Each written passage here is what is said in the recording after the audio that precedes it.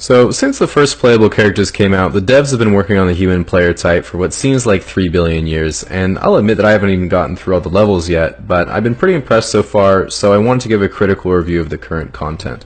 Now, if this is your first time playing, I definitely recommend picking one of the starting regions with lower difficulty, which I put in green here. All the servers are getting pretty overpopulated right now, so you can pick one of the yellow regions if the recommended ones are full, but really try not to go for the areas in red unless you really know what you're doing or are just trying to speedrun the game. Pretty much all areas are player versus environment zones, but there are a few player versus player areas around here, and if you really want to play on a private server, you can do that over here. But the admins aren't so great, and it sucks if you change your mind because after you're there, you can't leave, so I'd probably give it a miss. Okay, at the start you have to choose a race, and in the past Caucasian male was definitely the most OP, but they've all become a lot more balanced in more recent patches, at least in the easier starting regions. But if you look at the race perks tab, still some nice privileges with this choice, so that's what I went with. Okay, so once you've chosen your starting region and race, you have to go through a 9-month loading screen while your character spawns, and that already sounds bad, but what's even worse is that once you've actually spawned, you have to go through 18 levels of tutorial, the first few of which are just interactive cutscenes. Even when you get to start moving around and interacting with the environment, what kinda sucks is that the only other users you really get to interact with are the 2 parent players that take you through the start of the tutorial, and the trouble is if they haven't advanced their parenting skill tree, you end up with really screwed up stats for the rest of the game. That's really just down to the RNG of who you get paired up with. So the first few levels of tutorial really aren't so memorable, but once you've made it to level 5 or 6, you've usually unlocked the friendship and knowledge trees, but you do have to spend around 6 hours a day at a learning academy to keep leveling that up. Okay, so as we get to about level 17 or 18, you basically finish the tutorial, and it turns out that the first thing you actually realize once you're done is that it had nothing to do with the rest of the game. And it turns out the whole tutorial is pretty much designed to sell you the college or university DLC, which is kind of overpriced for what you get, but if you decide to go for it, it can help you get a step up on free-to-play players in the mid-game.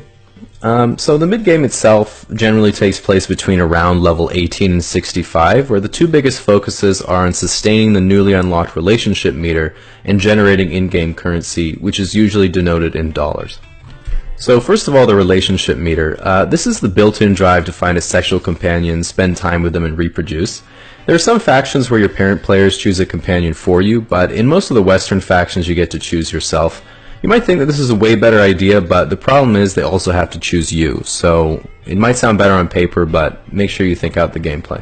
Now, when it comes to generating in-game currency, the most common strategy is to trade your playtime for dollars. If you see most users during this process, while they're technically still actual players, the majority of them are running scripts, so they're typically AFK and are pretty much indistinguishable from NPCs. So because it's an MMO, there aren't really any distinct objectives, and generally sometime during the mid-game you have to figure out what it is that you want to do.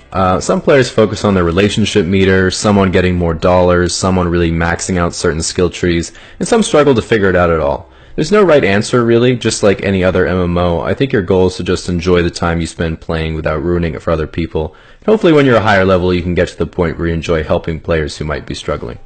So when you do get to around level 65, they say you should be at the end game content, but in practice this is getting later and later all the time, despite the level cap remaining pretty much the same.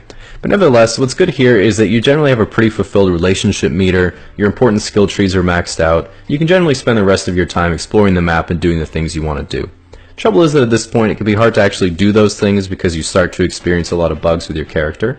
This is just because with the amount of variation in each user's programming, you can't expect it to function perfectly after so many iterations. Around level 80 is when you'll really start to encounter a lot of errors, until eventually the screen just goes black and your playtime is over. A lot of users wonder what actually happens at this point, and no one really knows. Some players think you respawn, some think you only get to play once, some even think you unlock a sandbox mode where you can basically just play over all the good bits on a special map. But you know, it doesn't seem to me like there's a big difference between before you start the game and after you finish, so don't overthink it and make the most of your playtime.